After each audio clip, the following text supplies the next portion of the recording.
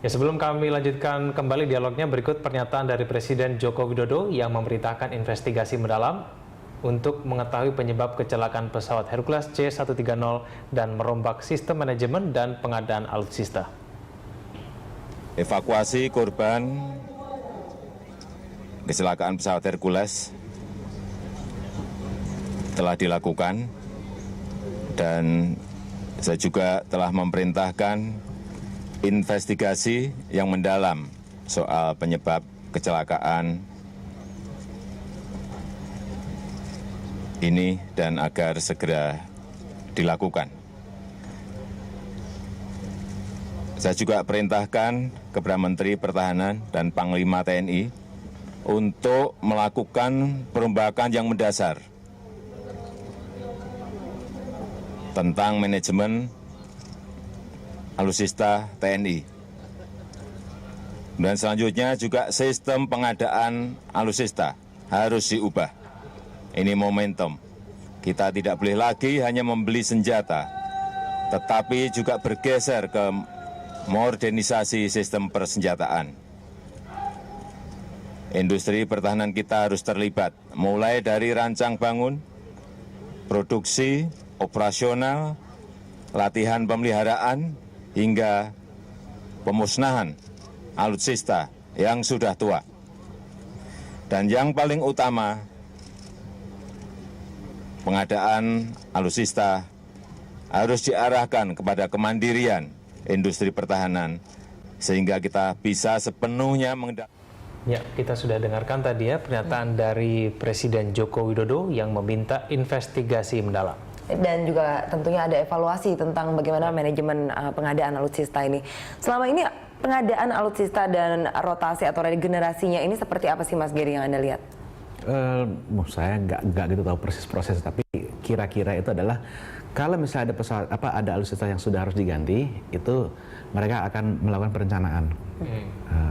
Mau digantinya dengan kelas yang sama atau penambahan atau apa itu nanti dilakukan di perencanaan Asrena kalau di TNI, itu. Nah itu nanti baru diajukan budgetnya. Nah budgetnya itu kan ada budget operasional dan budget manajemen dan budget pengadaan. Nah itu yang harus nanti diperdebatkan diajukan ke pemerintah lalu diperdebatkan di DPR. Kalau itu sudah disetujui baru mulai proses pengadaannya. Mas Geri, mengingat ini bukan satu-satunya pesawat Hercules yang kita miliki, masih ada beberapa lainnya. Kalau menurut Anda ini mungkin tahunnya juga sama ya. Menurut Anda ini harus diganti apa enggak nih? Kalau mengingat tahun yang sama itu? Tidak lama lagi mesti kita ganti, karena kita lihat TNI terus meremajakan armadanya. Dulu yang kelas menengah itu ada, yang kelas menengah ke bawah itu ada Fokker 27. Itu kita dapatkan justru malah setelah Hercules, tapi karena lebih sering dipakai, jamnya lebih cepat habis, kita gantikan, nanti digantikan dengan C235. Lalu TNI melihat ternyata ada kebutuhan di antara kelasnya C235 dan Hercules, lalu mengadakan C295. Sekarang TNI juga sedang melihat kemungkinan ada butuh yang kelas di atasnya Hercules. Nah, jadi dengan adanya perbandingan ini Hercules ini mau nggak mau prioritasnya ditunda dulu. Tapi seperti Pak Fuad tadi bilang, rata-rata armadanya yang masih aktif itu masih ada sekitar 3.000-an jam lagi. Nah, yang harus direncanakan adalah ini 3.000 jam ini mau habisnya kapan? Pertama itu. Kedua, mau diganti dengan apa? Kalau sudah dipilih yang digantikan dengan apa? Kalau kita jadi beli, ngantrenya berapa lama? Baik, 13.000 jam terbang kira-kira ya? Tadi Pak Fuad bilang 3.800-an. Baik, kita langsung ke Pak Fuad saja. Pak Fuad? Ya. Iya, Pak, dikatakan bahwa ini setelah menunggu 3.800 jam terbang ini harus diganti Hercules ini sendiri. Lantas bagaimana dengan perhitungan dari TNI AU? Itu keliru. Jadi sisa jam terbang 3.800 sekarang itu bukan untuk mereka itu di grounded gitu. Itu untuk dia langsung untuk overhaul. Ya. Jadi pesawat ini masih bisa di overhaul gitu. Nanti dia tuh groundednya nanti sekitar 38.000 jam terbang. Halo? Ya. Oke, baik. Pak Fuad. Ya. Baik, apakah menurut Anda sudah ada urgensi Pak untuk kemudian melakukan permajaan khususnya terhadap pesawat Hercules milik kita? Oh, kita sebenarnya malah mengharapkan semuanya ada permajaan malah lebih bagus. Tapi kita juga harus tahu bahwa bagaimana kemampuan keuangan negara kita harus ngerti itu. Kalau misalnya sekarang itu negara mampu untuk peremajaan, kita malah bersyukur sekali. Tapi kita kan harus juga memanfaatkan. Selama kita belum mampu untuk mengadakan yang baru, peremajaannya, maka pesawat yang jam terbangnya masih bisa ini kita gunakan, akan kita gunakan gitu. Dengan kata lain, dari TNI sendiri merasa ada kendala untuk meregenerasi alutsista? Oh, tidak ada kendala kita. Kendalanya cuma keuangan negara kita itu kan. Kemampuan keuangan negara. Ya, karena kan yang diurusin negara kan bukan hanya TNI aja, banyak yang diurusin negara. Kemarin bukannya untuk pengadaan alutsista ini ataupun juga dari TNI ini diperbesar, Pak, anggarannya dari APBN? Jadi kita itu sekarang, kita sudah punya roadmap. Roadmap kita itu adalah minimum essential force. Minimum essential force kita itu nanti selesainya tahun 2024. Nah, sekarang ini, hari ini, minimum essential force itu baru tercapai 38%, ya, 38%. Nah, kita harapkan mudah-mudahan nanti negara akan mengucurkan dana lebih besar, sehingga kita tidak perlu menunggu sampai tahun 2024 gitu. Sebelum 2024 kita harapkan sudah bisa selesai gitu. Oke, baik. Mas Gary, saya kembali ke Anda. Mas Gary, lalu kemudian ini karena peremajaan belum tentu akan dilakukan dalam waktu dekat, karena kan prosesnya mungkin masih ada lama. Tapi yang bisa saya tanyakan ke Anda, ini kemudian ini pesawat Hercules sisanya yang mungkin masih digunakan oleh armada kita ini, bagaimana kemudian melakukan maintain, kemudian apa saja yang harus dihitung, bagaimana kemudian tadi 38% itu kan dengan current condition. Kan itu masih bisa di-extend lagi dengan di mana parts yang habis, yang critical parts diganti. Cuma kita harus ingat, dengan makin tua pesawatnya, itu akan menjadi lebih mahal. Nah, nanti akan ada satu titik, kalau kita lihat dari segi ekonomi, di mana pesawat itu akan lebih murah kita beli baru. Gitu. Untuk sampai ke situ, itu memang masih jauh. Gitu. Cuman kan, kalau saya lihat dari perkembangan alutsista transportasinya TNI, yang belum diganti ini hanya tinggal Hercules. Karena yang Fokker 27 sudah kita ganti. Dan CN235 pun sudah ada beberapa yang kita malah sudah recycle, kita perbarui. Jadi sebenarnya tinggal Hercules aja yang belum. Cuman kan balik lagi, untuk mencapai minimum essential force ini, kebutuhan transportasi kita tuh apa saja untuk TNI. Nah, kemungkinan sekarang lagi untuk mengejar yang kelas di atasnya Hercules. Jadi yang Hercules ini memang mesti nunggu. Tapi kenapa? Tapi itu bukan masalah, masih bisa. Selama dana untuk memeliharanya masih disediakan, dan itu tetap disediakan oleh pemerintah. Tapi apakah ada batas waktu ini? Perawatan mungkin bisa dilakukan, tapi ada tidak? Kita bisa menghitung tidak ini waktu paling maksimal berapa tahun lagi untuk pesawat Hercules kita, itu ada tidak sih? Selama parts yang kritikal itu masih bisa, dan itu assessment dari misalnya wing root-nya pesawat, jadi join antara badan dan sayapnya itu masih bagus, itu tidak masalah. Contoh gini, contoh Amerika, armada pembom armada yang paling banyak pembomnya itu adalah B-52.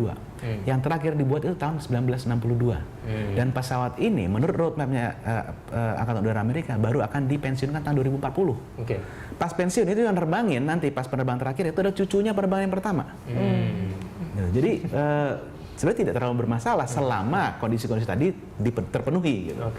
Kalau sama ini Anda melihat dari alutsista kita, ini maintenance-nya memang sudah cukup memenuhi persyaratan atau bagaimana? Ya, kita punya kendala waktu dari tahun 99 sampai 2007-2008 ya dengan embargo. Jujur aja saya melihat itu sepertinya memang mempengaruhi kelayakan jangka panjang ya armada kita.